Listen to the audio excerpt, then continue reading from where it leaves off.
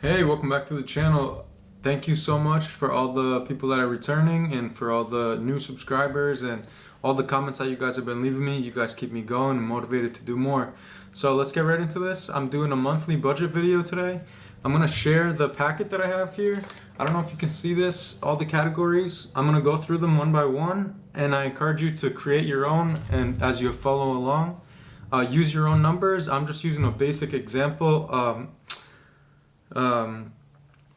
So this is not reflective of my situation, but it's, I think, pretty typical of somebody that's working right now.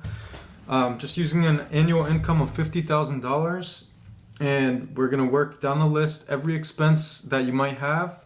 I'm gonna write it down into a monthly amount and an annual amount, and then we're gonna see how much is left over so that hopefully you can take that money and invest it.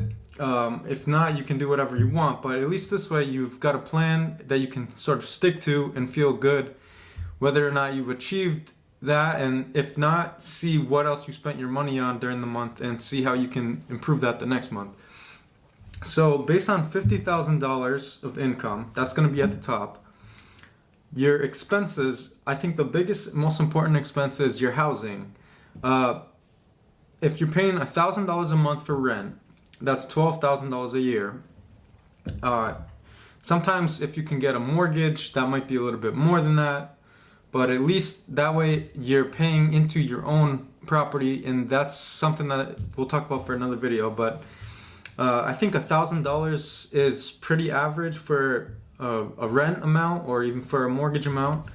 Then you have income taxes on $50,000. I work outside of Boston, Massachusetts, where I live in the United States. That's about $893 a month, which comes out to $10,709 a year.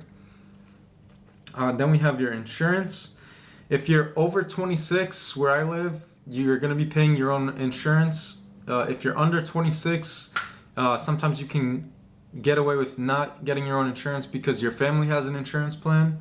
If one of your parents are working, they can pay this for you, but it's good to budget for this whether or not you're paying for it anyway, because if you're over 26 or if you just live somewhere else, this is where you're gonna have to pay this. There's no getting around it. That's $450 a month, $5,400 a year. If you've racked up any debt on credit cards, then you're gonna have to pay that down. Any like student debt that you might have if you went to school, it's good to budget a payment for that, because even if you're at 0% interest right now, you gotta start paying that eventually, and I would recommend paying your debts before you even get into investing. So let's just say you have $2,500 of credit card debt.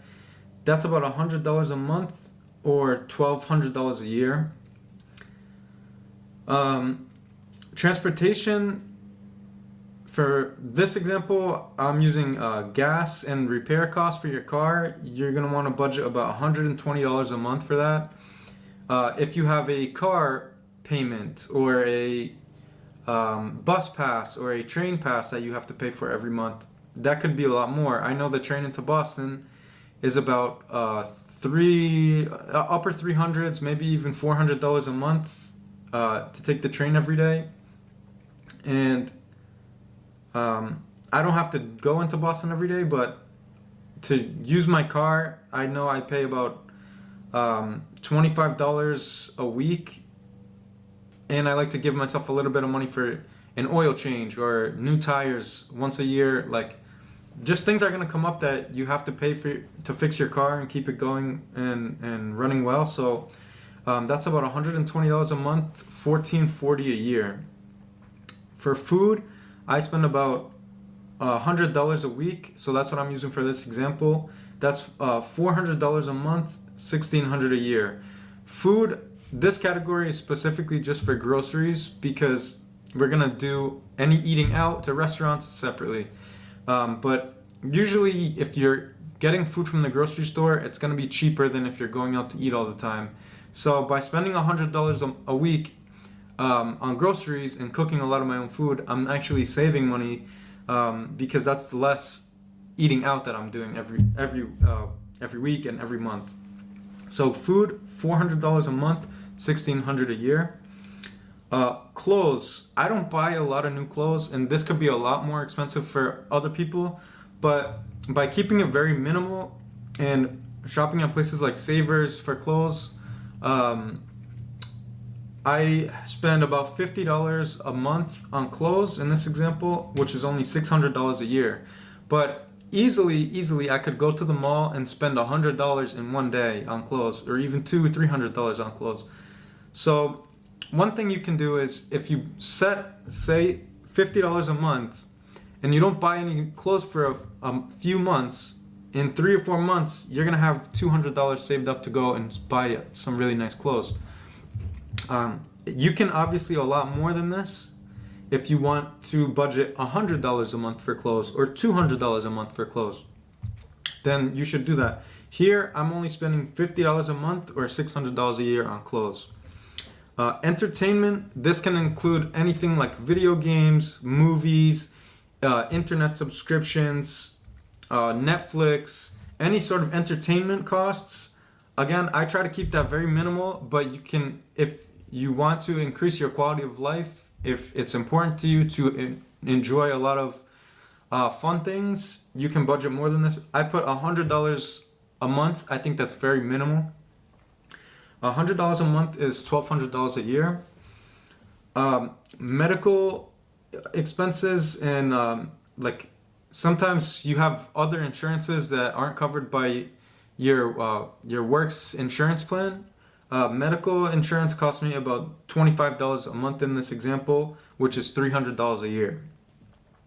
Sometimes you also have co-pays, so you're not going to the doctor all the time, but if you're budgeting $25 a month for this, and you do incur like a $100 fee or an $80 fee once every few months, you have money in your budget for this.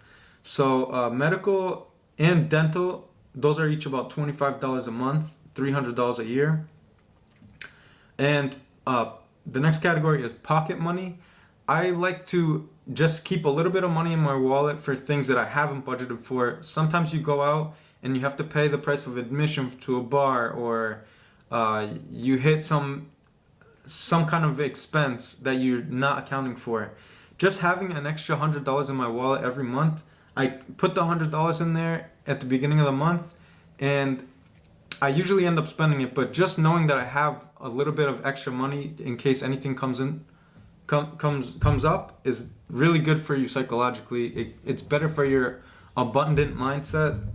I think it's really important to just have some pocket money, because if you're completely at zero, you've budgeted every last cent that you have, and you don't have any money in your wallet, you're going to be walking around all the time worried, like, oh man, like if any little thing happens to me, I'm not going to have any money for this.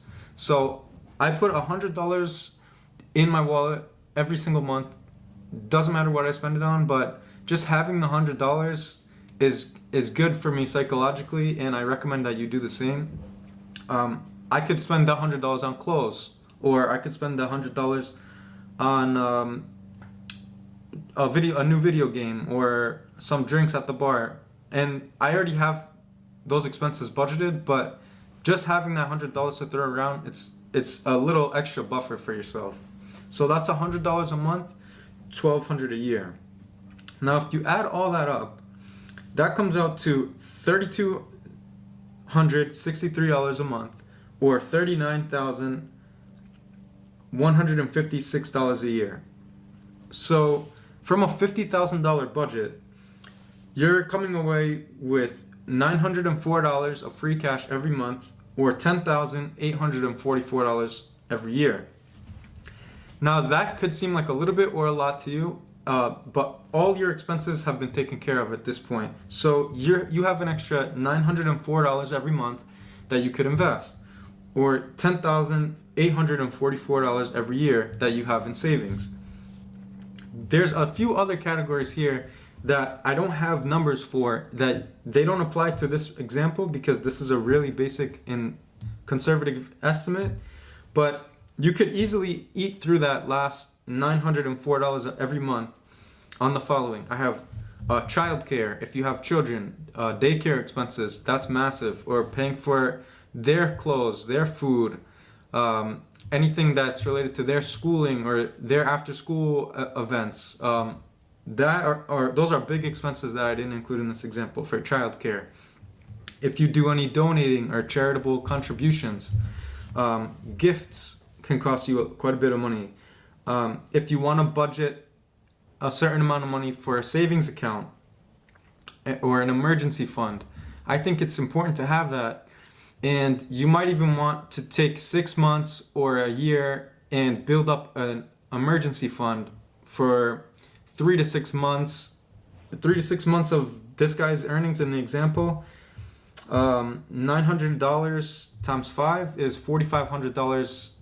So to have a $4,500 saved up in an emergency fund, that could be a goal. But also obviously it would limit the amount of free cash that you have. The biggest thing that I would recommend doing, aside from an emergency fund, is investing your free money. So if you take, let's say, half of the money that you have left over and you put it into a stocks account, from this example, $900 a month, every single month you take $450 and you put it into a Robinhood account, or you put it into a Webull account, trade stocks, or buy some index funds and just let that sit and grow. After a whole year, let's see, $450, that's between $5,000 and $6,000 that you've saved up. In 1 year, you've built a $5,000 to $6,000 investment account, and now you can actually play around with that money and earn money on $5,000 to $6,000 instead of trying to make money on a $400 or $500 account. So I think in an investment, it's gonna eat a lot of your free cash, but it's a really good use of that extra money that you have left over. So we have anything else, like I said before, like maybe a car payment or tuition if you're going to school. It's good to pay those things as you go. Don't take the free period of 0% interest and then get stuck with the minimum payment, because that's gonna force you to pay the greatest amount over time. And if you can pay down those debts, if you can pay for school along the way or pay for that car along the way, then you're not stuck with these massive debts later on. So, like I said, from $50,000 you're spending in this budget, which is very limited. You're not going out to eat a lot. You're not buying a lot of clothes. You're not doing a lot for yourself to enjoy life. You're still only saving about $11,000 a year. And the answer to how can this is nice to have a budget, but how can you increase your quality of life? The answer is you're going to have to go find ways to make more money. And one way you can do that is through investing. Another way you can do that is through having a second source of income, like another job or a side business. But you're going to have to figure out if $10,844 a year is not enough for you in disposable income, then you're going to have to find ways to make more money. And we'll talk about that in other videos. Check out the channel.